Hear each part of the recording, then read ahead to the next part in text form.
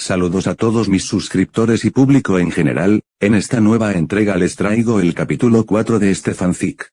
Espero les guste y lo disfruten. No soy dueño de Varanver ni de Overlord. Lo único que me pertenece son las historias y fanfics, que subo en mi canal.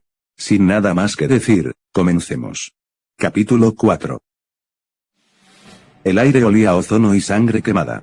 Horus Lupercal, desde la torre de mando del Castrum Imperial, observaba la escena con la frialdad de un cirujano evaluando un campo estéril. 500 metros más allá, donde la niebla perpetua de Abelion se rasgaba, el ejército de Jaldabaoth acababa de materializarse en un estallido de arrogancia teatral.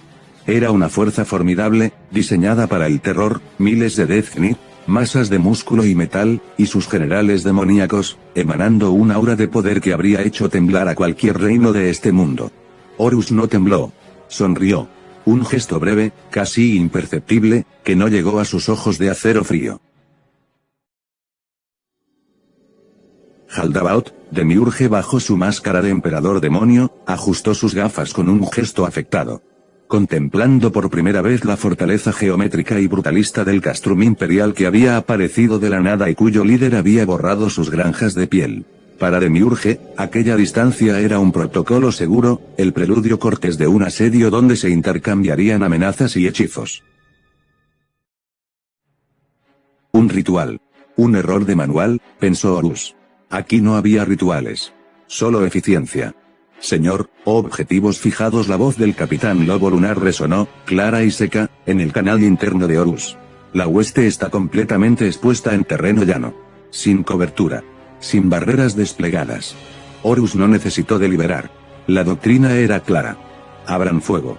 La orden, un susurro en la quietud de la torre, fue el interruptor que conectó el juicio final.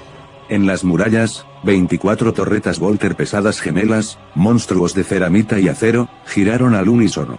No hubo un lento apuntar manual, los servocráneos de artillería, cerebros mecánicos sin piedad, calcularon trayectorias en microsegundos. Los cañones de ánima gruesa se alinearon con un plunk metálico que fue el último sonido de paz antes del cataclismo. El rugido que siguió no fue un sonido, fue una fuerza física. Un trueno continuo y ensordecedor que hizo vibrar los huesos dentro del Castrum y ahogó por completo los lejanos estampidos del cielo de Abelion. Una pared sólida, casi tangible, de proyectiles .75 de calibre barrió la distancia de 500 metros.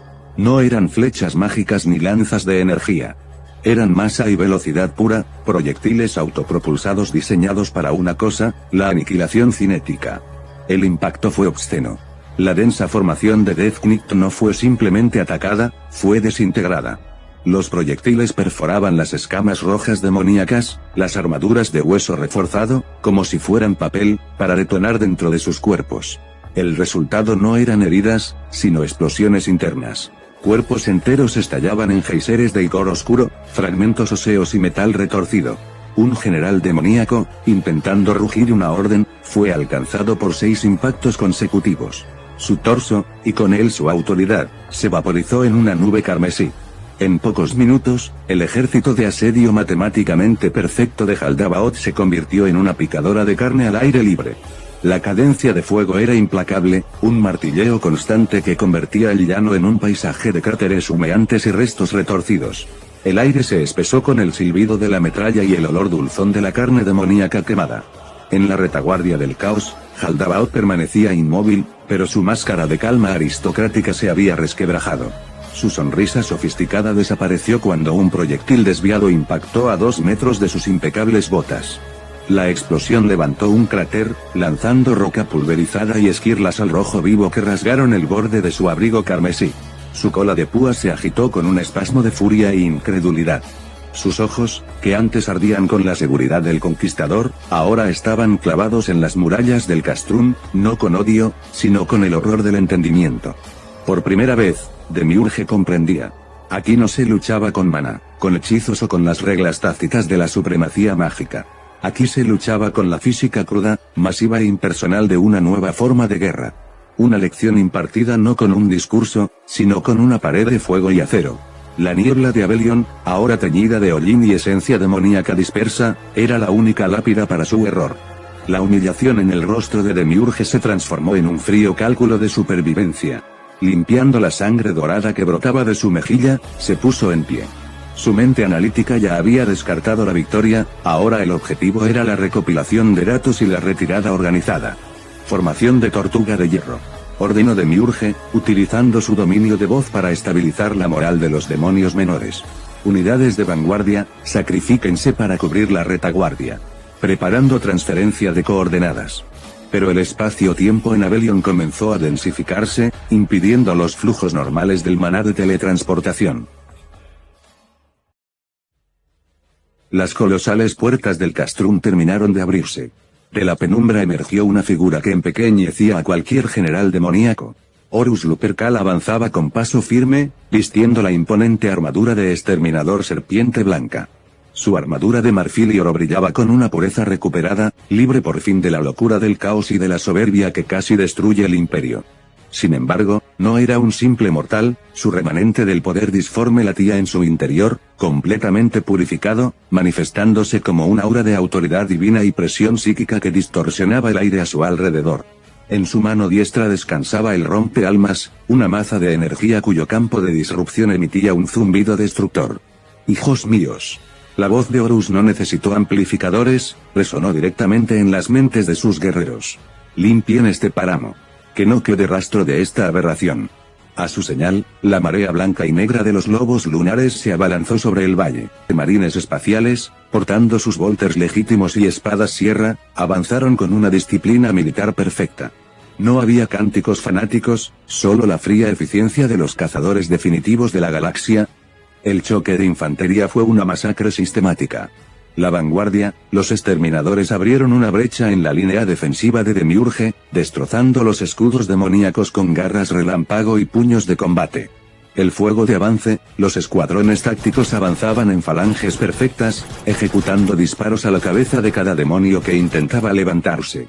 La aniquilación, las espadas sierra rugían al desgarrar la carne hiperdensa de los invocados, demostrando que la biología modificada de los astartes superaba la resistencia mágica de Nazarick. Demiurge observó con horror cómo el ejército que había diseñado para arrodillar naciones enteras estaba siendo desmantelado como chatarra en cuestión de minutos. El juicio del primarca. Un destello de velocidad disforme interrumpió los pensamientos del demonio. Horus Lupercal se había desplazado por el campo de batalla con una rapidez imposible para su tamaño. El primarca se detuvo a 10 metros de Demiurge, barriendo a 3 Death Knights con un solo arco de su maza. Los cuerpos de los monstruos no solo se rompieron, sus almas atadas a la magia de invocación se disolvieron instantáneamente al contacto con el rompealmas. Horus fijó sus ojos de acero en el emperador demonio. La presión psíquica purificada obligó a Demiurge a hincar una rodilla en el suelo, su cuerpo crujiendo bajo la gravedad artificial creada por la mera presencia del primarca. Tu intelecto es agudo, criatura, pero tu arrogancia te cegó. Dijo Horus, levantando la maza. Creíste que este universo operaba bajo tus reglas. Ahora conoce la realidad del imperio. La presión psíquica de Horus aplastaba los pulmones de Demiurge, pero su mente seguía funcionando con la precisión de un engranaje de relojería. Sabía que un segundo más en aquel lugar significaría su muerte definitiva. La maza del gigante de marfil no solo destruía la carne, borraba el código mismo de la existencia. Haciendo acopio de cada gota de maná restante y desafiando la gravedad artificial que lo encadenaba al fango, Demiurge golpeó el suelo con su puño. Por la gloria de Nazarick. Rugió, activando su habilidad definitiva de invocación. Aparece, señor de la ira. El suelo se agrietó en una línea de azufre incandescente. De la falla brotó una columna de fuego infernal que obligó a los lobos lunares más cercanos a retroceder. Con un rugido que sacudió los cimientos del castrum imperial, el demonio de nivel 85, un Evil Lord Brat, se materializó en el campo de batalla. Era una montaña de músculos carmesí, alas de murciélago carbonizadas y una corona de llamas vivas que distorsionaban el aire. Su sola presencia elevó la temperatura del valle a niveles de fundición. Sin mirar atrás, Demiurge activó un objeto mágico menor de distorsión espacial que llevaba oculto en su anillo. Aprovechando el parpadeo lumínico de la invocación, su cuerpo se desvaneció en una neblina oscura, escapando por apenas unos milisegundos del perímetro de anulación. El señor de la ira no pensaba en la retirada. Con su hacha de batalla envuelta en fuego negro, arremetió directamente contra el primarca, buscando ganar cada segundo posible para su creador. Horus Lupercal ni se inmutó ante la huida del estratega. Su mirada de acero se posó sobre la colosal bestia de nivel 85 que caía sobre él. Para los habitantes de este mundo, el Señor de la Ira era una calamidad capaz de borrar naciones del mapa. Para el Señor de la 16ª Legión, era un problema matemático que requería un ajuste de fuerza. Por primera vez desde que pisó Avellion, Horus liberó la cuarta parte de sus capacidades de combate. El cambio fue inmediato y aterrador. El aura blanca de su poder disforme purificado estalló, barriendo instantáneamente las llamas infernales que rodeaban al demonio. El aire crujió con el peso de una gravedad insoportable. Los lobos lunares, reconociendo la señal de su padre genético, se replegaron en perfecta sincronía, dejando el centro del valle como un coliseo de barro y fuego. El demonio de la ira descargó su hacha con una velocidad que habría decapitado a un dragón anciano. Horus no esquivó. Levantó el rompealmas con una sola mano. El impacto provocó una onda de choque sónica que despejó la niebla de Avellion en un radio de 1 kilómetro. El hacha mágica, un objeto de grado épico en los registros de Nazarick, se detuvo en seco contra el campo de energía de la maza. El suelo bajo las botas de Horus se hundió 3 metros, pero el primarca ni siquiera dobló las rodillas. «Tu furia es ruidosa, bestia», dijo Horus, con una voz que resonó como el trueno. «Pero carece de disciplina». Antes de que el Señor de la Ira pudiera recuperar el equilibrio, Horus se movió. A la cuarta parte de su velocidad real, el primarca de la serpiente blanca era un borrón de marfil y oro incomprensible para los sentidos del demonio. Horus pivotó a la izquierda, esquivando un zarpazo imbuido de magia de fuego, y descargó un golpe ascendente con el pomo de su maza directamente en el pecho del monstruo. El impacto fracturó el esternón blindado del demonio, un daño físico tan masivo que ignoró por completo sus defensas pasivas de alto nivel. Mientras la bestia tambaleaba, Horus giró sobre su propio eje. La maza rompealmas dibujó un arco perfecto en el aire, impactando de lleno en la rodilla derecha del Señor de la Ira. El hueso hiperdenso y las placas de escamas demoníacas se pulverizaron instantáneamente. Con el demonio de nivel 85 obligado a hincar la rodilla por el dolor, Horus saltó con una agilidad sobrenatural para su masiva armadura de exterminador, cayendo con ambas botas sobre los hombros de la criatura. El peso cinético y la presión psíquica purificada hundieron al monstruo en el fango. El Señor de la Ira, cuya barra de vida se desplomaba a una velocidad que desafiaba los parámetros del sistema de Nazarick, intentó acumular su magia de autodestrucción definitiva para arrastrar al primarca con él. Sus ojos ardieron en un último destello de fuego apocalíptico. Horus, flotando un instante sobre él gracias a la energía disforme que emanaba de sus grebas, levantó la maza con ambas manos. «Regresa a la nada de donde viniste». El golpe final descendió como un meteorito. El rompealmas impactó directamente en el cráneo del Señor de la Ira. No hubo explosión de sangre, ni fragmentos de hueso. Al contacto con el arma purificada del primarca, la energía disforme deshizo los lazos mágicos que sostenían la existencia de la invocación. El cuerpo del demonio de nivel 85 se fragmentó en millones de partículas de luz cenicienta que se disolvieron en el aire antes de tocar el suelo. Horus aterrizó pesadamente en el centro del cráter, el campo de energía de su maza siseando suavemente al entrar en contacto con la lluvia de Avellion. El silencio volvió a reinar en el páramo, interrumpido solo por el rítmico avanzar de los lobos lunares que terminaban de ejecutar a los últimos rezagados del ejército de Demiurge. El primarca miró hacia el horizonte, donde el espacio se había cerrado tras la huida del demonio. Su rostro permanecía impasible, pero sus ojos reflejaban la fría certeza del cazador que ya ha marcado a su próxima presa.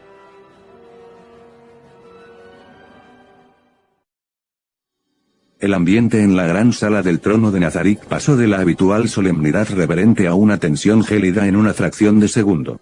Sobre el trono de reyes, la imponente figura de esqueleto de Ainzo Algoun se tensó de forma automática. Sus cuencas oculares, que normalmente albergaban 2 tenues puntos de luz roja, destellaron con un brillo violento. Un mensaje flotante del sistema de la gran tumba de Nazarick acababa de materializarse en su interfaz mental, parpadeando con un color carmesí de advertencia. Un Señor de la Ira, una criatura invocada de nivel 85 vinculada a los registros de la tumba, había sido marcado con el estado de eliminación permanente. No era una muerte temporal de la que pudiera revivir tras 24 horas, los datos de su existencia habían sido completamente purgados del sistema. Antes de que Albedo, que permanecía de pie a su lado, pudiera siquiera procesar la repentina alteración en el aura de su amo, las puertas de la sala del trono se abrieron de par en par. Demiurge cruzó el umbral. La habitual elegancia aristocrática del guardián del séptimo piso era inexistente.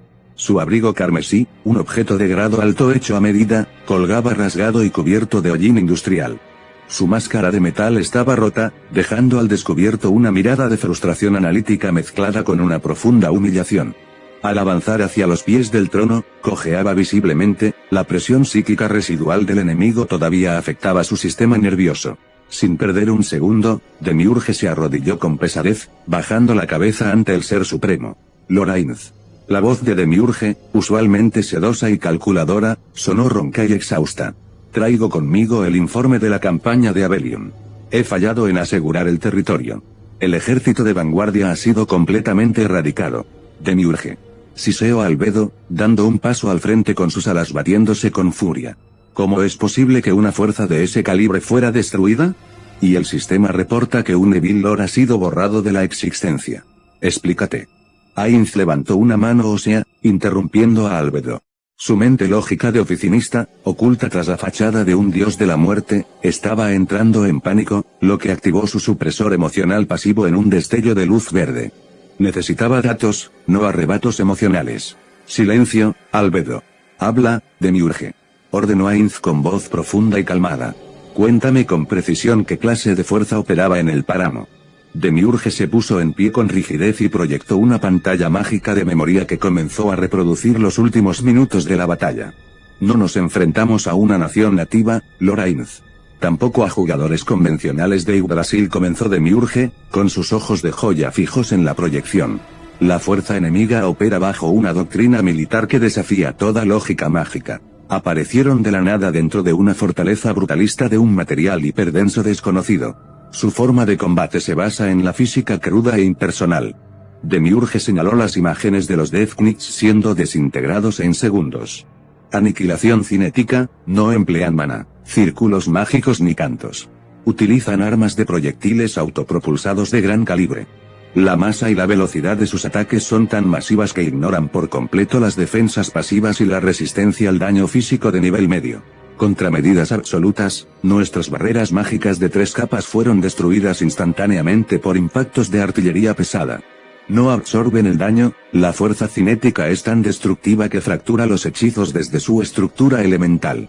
Disciplina de caza, su infantería, unos soldados acorazados de blanco y negro que se hacen llamar lobos lunares, posee una biología modificada que supera con creces la fuerza física de los demonios de alto nivel. No luchan por gloria o fanatismo, operan con una eficiencia quirúrgica puramente destructiva. La proyección de memoria cambió, mostrando el momento exacto en que Horus Lupercal avanzaba por el campo de batalla con su armadura serpiente blanca. Ainz Algoun se inclinó hacia adelante, analizando cada detalle del gigante. Y luego está su líder. La voz de Demiurge flaqueó por un instante. Un gigante envuelto en una armadura de marfil y oro de dimensiones colosales. Desconozco su nombre, pero su mera presencia genera una distorsión espacial similar a una gravedad artificial. No detecté fluctuaciones de maná en él, sino un tipo de energía psíquica purificada de una pureza intolerable. Demiurge hizo una pausa, reviviendo el choque entre Horus y el Señor de la Ira. Invocó al Evil Lord para cubrir mi retirada, asumiendo que su nivel 85 ganaría el tiempo suficiente. Fue un error de cálculo imperdonable. Aquel gigante se movió a una velocidad incomprensible y desmanteló al Señor de la Ira usando lo que estimó era apenas la 1/4 parte de sus capacidades reales. Lo ejecutó con una maza de energía que no solo destruyó su cuerpo físico, su energía purificada disolvió los lazos del sistema que sostenían el alma de la invocación. Por eso la eliminación ha sido permanente, Lorainz. Sus armas borran la existencia misma. Un silencio sepulcral volvió a descender sobre la sala del trono. La proyección mágica se disolvió, dejando a los 3 seres en una profunda reflexión. Ainz Algoun permanecía inmóvil bajo sus ropajes reales. En su mente de jugador, las alarmas no paraban de sonar, 1/4 de su potencia. ¿Borrado permanente de datos? Eso ni siquiera era posible con magia de nivel super toque a menos que se usara un objeto de nivel mundial como Longinus. Pero Demiurge dice que no hay magia. Ainz se puso en pie, su capa ondeando con un poder imponente mientras ocultaba el sudor frío que inundaba su mente. Demiurge, has hecho bien en retirarte y traer esta información. Declaró Ainz, manteniendo la fachada del soberano absoluto. Nazarick no dará un solo paso en falso. El tablero de juego ha cambiado. La niebla de las tierras altas de Abelion se tragaba el sonido, pero no el rítmico e implacable golpeteo de las botas magnéticas sobre la roca volcánica. A 40 kilómetros al norte del Castrum Imperial, 20 lobos lunares avanzaban en 2 escuadras tácticas perfectas de 10 hombres cada una. Liderando la marcha estaba el sargento de hierro Tibor, un veterano cuyas lentes ópticas de color rojo escudriñaban la bruma en busca de anomalías térmicas o firmas de energía. El silencio del páramo era absoluto, roto únicamente por el siseo estático de los comunicadores internos y el zumbido de los servomotores de las armaduras de energía modelo cuarto. Las placas de armadura color marfil, decoradas con el lobo aullando sobre la luna creciente, estaban cubiertas por una fina capa de rocío ácido. Escuadra Bael, mantengan el flanco derecho. Ordenó Tibor a través del canal de corto alcance. Los servocráneos de reconocimiento reportaron actividad biológica no humana en este cuadrante hace una hora. Ojos abiertos. El ataque no llegó con el trueno de la artillería, sino con un coro de rugidos guturales y chillidos salvajes. De las grietas de la roca y de la densa niebla perimetral, una horda de criaturas feroces se abalanzó sobre los marines espaciales. Eran poco más de un centenar de demi-humanos de Abelion, seres híbridos, masas de pelaje hirsuto, colmillos expuestos, garras hipertrofiadas y armaduras rudimentarias de cuero y hierro remachado. Blandían hachas pesadas y lanzas, impulsados por un frenesí primitivo que los llevaba a atacar a cualquier intruso en su territorio. Para los estándares de este mundo, una fuerza de 100 demi-humanos feroces era una incursión capaz de arrasar un pueblo fronterizo entero. Para los lobos lunares, era un simple ejercicio de tiro. Formación de caja de fuego. La voz de Tibor resonó seca y sin un ápice de sorpresa. Doctrina de erradicación a corta distancia. Fuego a discreción. Los 20 astartes se movieron con una sincronía que parecía coreografiada por un ordenador central. No hubo pánico, no hubo gritos de guerra innecesarios. Las 2 escuadras se posicionaron espalda con espalda en una fracción de segundo, creando un perímetro defensivo infranqueable. El rugido de los volters legítimos rompió la quietud de Abelion. Los proyectiles de calibre .75 autopropulsados y con punta de diamantine no eran simples balas. Al hacer contacto con la carne hiperdensa de los demi-humanos, las cargas explosivas internas detonaron. El primer grupo de atacantes, que corría con las hachas en alto, simplemente se deshizo en el aire. Las cabezas estallaban, los torsos se partían en dos y la metralla de los huesos destrozados de la primera línea actuaba como proyectiles secundarios, hiriendo a los que venían detrás. Un demi-humano de gran tamaño, probablemente el líder de la tribu, logró esquivar las primeras ráfagas gracias a su agilidad simiesca y saltó desde una roca alta directamente hacia el sargento Tibor, descargando un espadón de hierro con ambas manos. Tibor ni siquiera se molestó en levantar su volter. Con la velocidad de un látigo, su mano izquierda, enguantada en un guantelete de energía, atrapó el espadón en el aire. El campo de disrupción del guantelete atomizó el hierro del arma al instante, convirtiéndola en chispas y ceniza. Antes de que la criatura pudiera comprender lo que había ocurrido, Tibor avanzó un paso y hundió su puño en el pecho del demi-humano. Las placas de la armadura del Astarte aplastaron la caja torácica de la bestia, arrojando el cuerpo inerte a 10 metros de distancia. Limpieza de terreno. A la derecha, la escuadra del sargento Bael avanzaba 3 pasos, ganando terreno mientras mantenía un fuego constante en ráfagas cortas de 3 disparos. La disciplina de munición era perfecta. Cada proyectil volter reclamaba una vida. Viendo que sus armas primitivas rebotaban inútilmente contra la ceramita marfil de las armaduras imperiales y que sus compañeros eran desintegrados por docenas, el pánico se apoderó de los demi-humanos supervivientes. Los últimos 30 intentaron dar la vuelta y huir hacia la niebla de las grietas. Que ninguno escape, ordenó Tibor con frialdad. Podrían alertar a otros asentamientos no humanos. Los astartes desenfundaron sus pistolas Volter y, con una puntería quirúrgica calculada por los sistemas de puntería automáticos de sus cascos, derribaron a cada una de las criaturas que escapaban por la espalda. En menos de 2 minutos, el centenar de demi-humanos yacía esparcido por el páramo, convertidos en una masa informe de carne y metal retorcido. El silencio regresó a las tierras altas de Abelion, interrumpido solo por el siseo del humo que salía de los cañones de los volters. Tibor bajó su arma y observó los restos con un profundo desprecio clínico. Sacó un dispositivo de escaneo de su cinturón y apuntó a uno de los cadáveres más intactos. Aquí escuadra de reconocimiento Tibor al Castrum Imperial, transmitió el sargento, conectando con el canal de largo alcance del capitán Valerius. La estática de Abelion cedió ante la potente antena del Castrum Imperial. Aquí escuadra de reconocimiento Tibor, informó el sargento. Mi señor, hemos asegurado el perímetro a 40 kilómetros al norte. Fuimos emboscados por un centenar de aborígenes biológicos. Son criaturas híbridas, con rasgos simiescos y caninos, fuerza física superior a la de un humano normal, pero equipamiento primitivo. No mostraron capacidades tácticas ni uso de armas de energía. Han sido erradicados sin bajas ni gasto excesivo de munición. En la sala táctica del Castrum, Horus Lupercal escuchó el reporte mientras observaba un holograma tridimensional del mapa de Abelion que se iba dibujando en tiempo real. Al oír la descripción, sus ojos de acero se entrecerraron en un gesto de frío análisis estratégico. Para Horus, la descripción de los demihumanos no sugería una evolución natural, sino una aberración o una degradación. En la galaxia, las cepas mutantes o los xenos menores solían presentar estas mezclas caóticas de rasgos animales y humanoides. El hecho de que un centenar de estas criaturas atacara de frente a 20 guerreros con servoarmadura demostraba una alarmante falta de intelecto militar y una dependencia absoluta del instinto salvaje o del fanatismo territorial. Horus dedujo de inmediato que estas criaturas no eran los líderes de este mundo. Eran peones, fauna hostil o, peor aún, la mano de obra esclava de una fuerza mayor. Si Aldabaoth operaba en la región, era muy probable que utilizara a estas subespecies como carne de cañón o materia prima. Entendido, sargento Tibor, respondió la voz grave de Horus a través del canal. Esas criaturas son simples alimañas en el tejido de este planeta. Su existencia confirma que la pureza de la forma humana ha sido comprometida en estas tierras. No os detengáis por ellos. Extraigan muestras de tejido para los apotecarios y continúen el avance. Necesito saber qué hay más allá de ese páramo. Entendido, mi señor. Corto y cierro. Los lobos lunares no perdieron un solo segundo. Mientras dos astartes utilizaban sus cuchillos de combate para extraer muestras de piel, sangre y estructuras óseas de los demihumanos caídos, el resto de la escuadra mantuvo el perímetro en alerta máxima.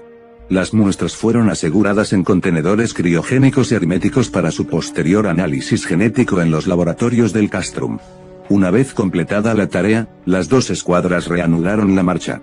Dejando atrás la picadora de carne en la que habían convertido el desfiladero, se adentraron aún más en el territorio desconocido. El terreno comenzó a cambiar a medida que avanzaban hacia el noreste. La roca volcánica y el fango negro de Abelion cedieron gradualmente ante una estepa más árida, donde la niebla perpetua empezaba a disiparse. A los pocos kilómetros, los sistemas ópticos de los cascos de los astartes detectaron algo en el horizonte, oculto entre los pliegues de las colinas, una serie de estructuras de piedra labrada, puestos de avanzada abandonados y lo que parecían ser senderos artificiales que conectaban hacia el exterior de las tierras de Abelion. Los lobos lunares aceleraron el paso, avanzando con las armas listas. Estaban saliendo de los dominios periféricos del enemigo y acercándose a las verdaderas fronteras de las naciones civilizadas de este mundo. El avance de la 16ª Legión no conocía pausas ni fatiga. A cientos de kilómetros al suroeste del Castrum Imperial, el paisaje de Abelion había quedado completamente atrás. En su lugar, el terreno se abría en una vasta llanura de hierba alta, salpicada por densos claros de bosques templados y colinas suaves. A través de este nuevo entorno avanzaba otra sección de reconocimiento de los lobos lunares, dos escuadras tácticas bajo el mando del sargento Baelen. Sin saberlo, los astartes se estaban aproximando a las fronteras geopolíticas del Reino Santo de Roble, el Reino Santo de Roble de las leyendas locales. Sin embargo, la geografía política de los humanos nativos no era su preocupación inmediata.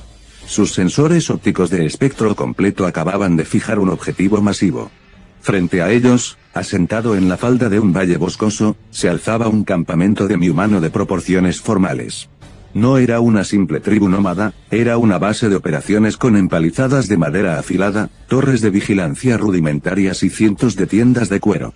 El zumbido de los servomotores y el brillo marfil de las servoarmaduras imperiales rompieron el camuflaje natural del bosque.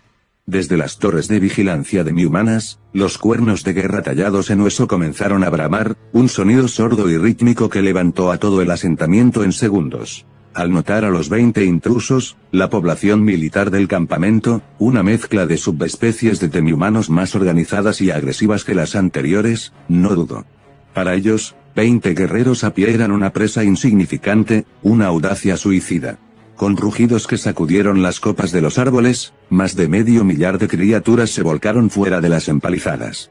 Había infantería pesada con escudos de bronce, hostigadores con arcos largos y enormes brutos armados con mazas de piedra y picos de hierro. Objetivo localizado, informó el sargento Baelen con una calma gélida a través del canal interno.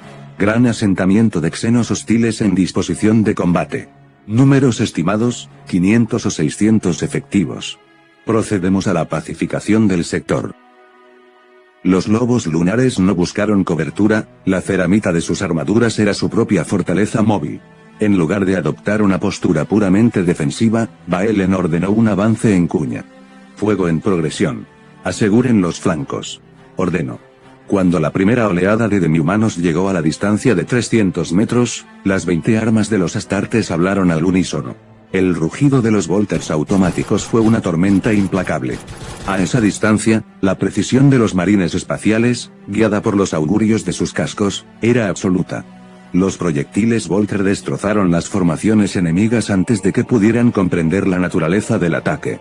Los escudos de bronce de la infantería pesada demihumana no ofrecieron resistencia, las puntas de diamantine los atravesaban como si fueran láminas de madera podrida, detonando un milisegundo después en los pechos de las criaturas.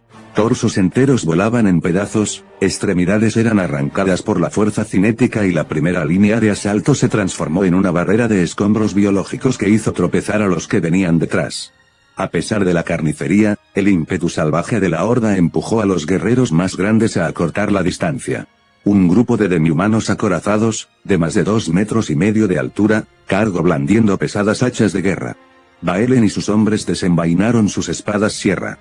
El rugido de los dientes de monomácula acelerando a miles de revoluciones por minuto eclipsó los gritos de los heridos. El choque cuerpo a cuerpo duró apenas unos minutos. Las hachas primitivas chocaban contra las sombreras marfil de los lobos lunares, dejando apenas rasguños en la pintura, mientras que las espadas sierra descendían con un apetito voraz, rebanando carne, hueso y armaduras en un solo movimiento limpio. La fuerza sobrehumana de los astartes, multiplicada por los haces de fibras musculares artificiales de sus servoarmaduras, los convertía en segadoras humanas. Baelen avanzó directo hacia la puerta principal del asentamiento, decapitando a un hostigador en el camino. Con un disparo a quemarropa de su pistola Volter, voló los soportes de la torre de vigilancia derecha, haciendo que la estructura colapsara sobre una docena de arqueros demihumanos. La ferocidad y los números de la horda se disolvieron ante la absoluta superioridad tecnológica y biológica de la 16ª Legión. Al ver que sus armas eran inútiles y que el valle se teñía con la sangre de sus líderes, los demihumanos supervivientes rompieron filas, huyendo en desbandada hacia las profundidades de los bosques circundantes. Abandonando el campamento por completo. Baelen bajó su espada sierra, cuyo motor siseó suavemente mientras la sangre xeno goteaba sobre la hierba de la llanura. Sector asegurado, transmitió Baelen al castrum imperial, mientras sus hombres comenzaban a registrar las tiendas del campamento en busca de mapas o documentos. Hemos neutralizado el asentamiento. Las estructuras enemigas están siendo demolidas. El fuego químico de las granadas de fragmentación y los disparos de Volter a quemarropa consumían las empalizadas de madera. Las 2 escuadras de los lobos lunares procedían a la demolición sistemática del campamento con la frialdad metódica que los caracterizaba. Derribaban las tiendas de cuero, destrozaban los suministros rudimentarios y aplastaban las armas de bronce bajo sus botas reforzadas. Hasta ese momento, el sargento Baelen consideraba el lugar como un nido xeno estándar, sucio, primitivo y carente de cualquier tecnología o documento relevante que aportara valor estratégico al castrum imperial. Entonces, el hermano Tireas, un astarte de la escuadra de apoyo, desvió la vista hacia el centro del asentamiento por pura casualidad. El hallazgo en las cenizas. Cerca de la tienda principal del jefe demihumano, una hoguera comunal aún humeaba, rodeada por cuencos de piedra y toscos ganchos de hierro. Tireas se detuvo.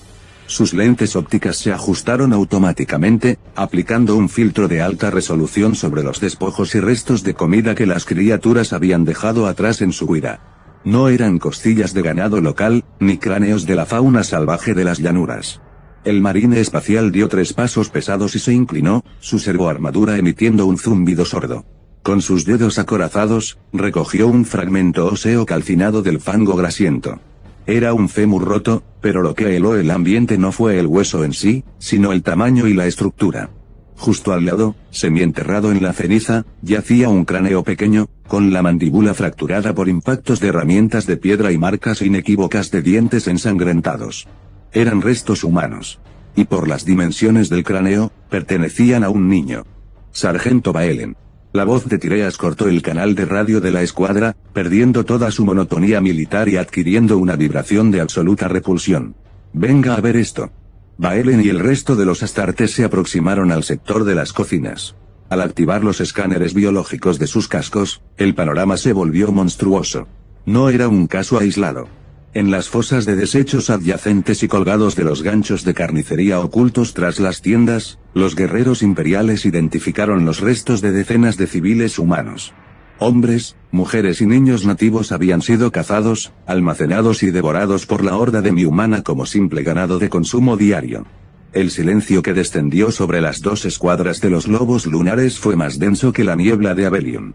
La disciplina militar se transformó instantáneamente en una furia fría, pura e ideológica. Para la 16ª Legión, la galaxia se regía por un principio inquebrantable, la galaxia pertenecía a la humanidad, y cualquier especie xeno que osara alzar la mano o los dientes contra la carne humana firmaba su propia erradicación absoluta. Baelen apretó el puño de su espada sierra con tanta fuerza que los servomotores de su guantelete protestaron. Aquí Sargento Baelen al Castrum Imperial.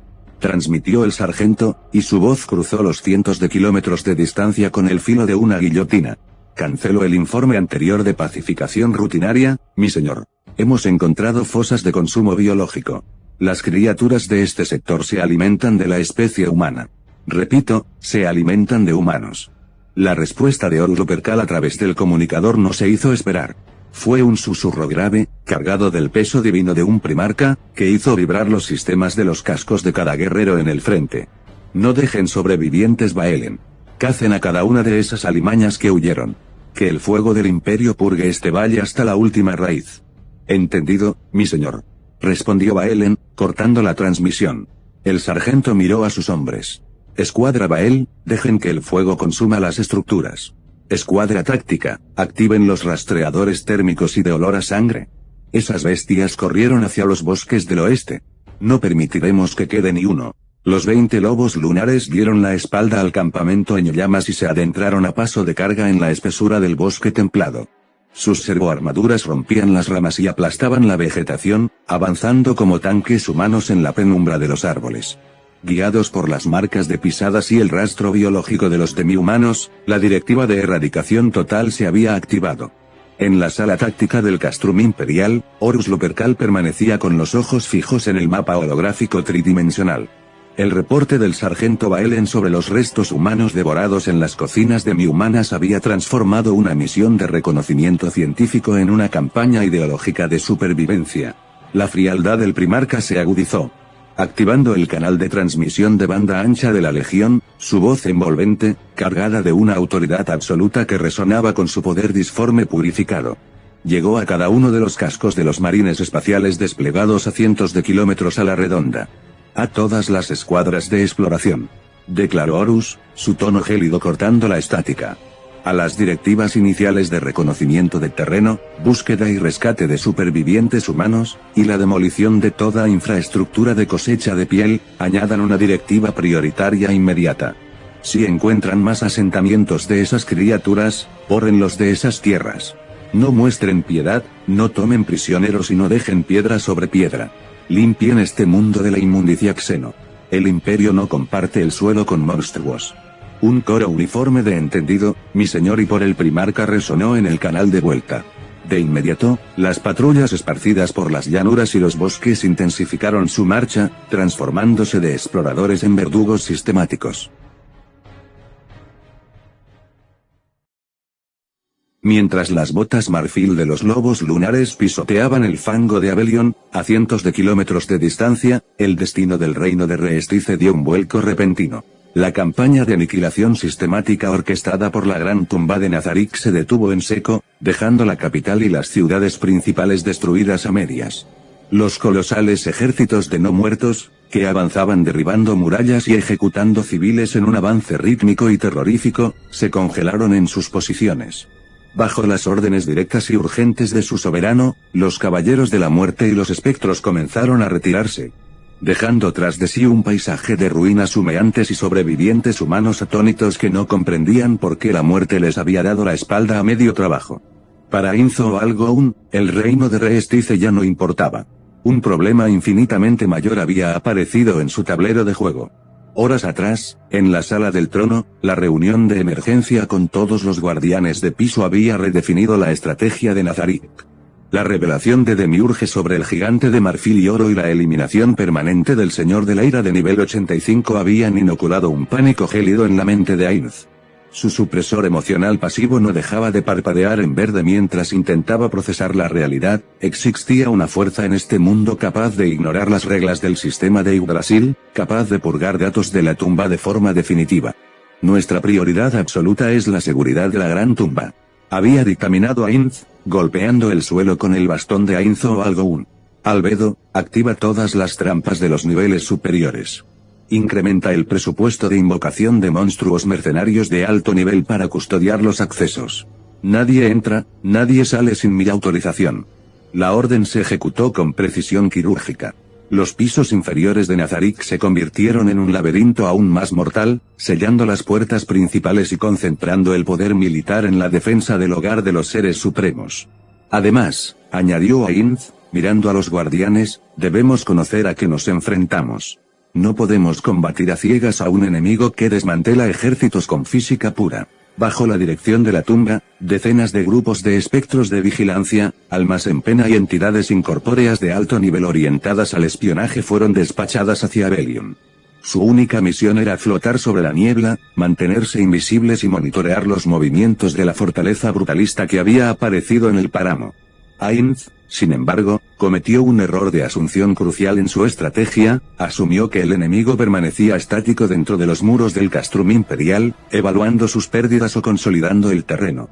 El rey hechicero aún desconocía por completo que, mientras él enviaba sus espectros hacia el castrum, múltiples grupos de exploración de Astartes ya se encontraban desplegados a cientos de kilómetros de distancia, peinando activamente todo el territorio de Abelion y las llanuras colindantes, ejecutando la nueva y brutal orden de Horus. La red de Nazarik se estaba desplegando hacia el centro del mapa, sin saber que las garras de los lobos lunares ya estaban cerrándose desde la periferia, exterminando a los siervos demi-humanos que la tumba consideraba bajo su control. En los límites orientales de las colinas de Abelion, oculta tras un desfiladero donde la niebla perpetua se volvía tan densa que bloqueaba la luz del sol, se alzaba la granja de reproducción y selección. Este complejo, diseñado bajo las frías y meticulosas directrices de Demiurge, operaba como un laboratorio biológico a gran escala. A diferencia de las granjas de producción de piel, aquí el recurso más valioso no era la epidermis humana, sino su código genético y su capacidad de hibridación. El aire dentro del recinto perimetral, custodiado por demonios menores e inspectores demi-humanos de aspecto reptiliano, estaba saturado de un olor agrio a desinfectante alquímico, sudor y fluidos corporales. En los pabellones de piedra labrada, las actividades continuaban con la monotonía de una fábrica textil.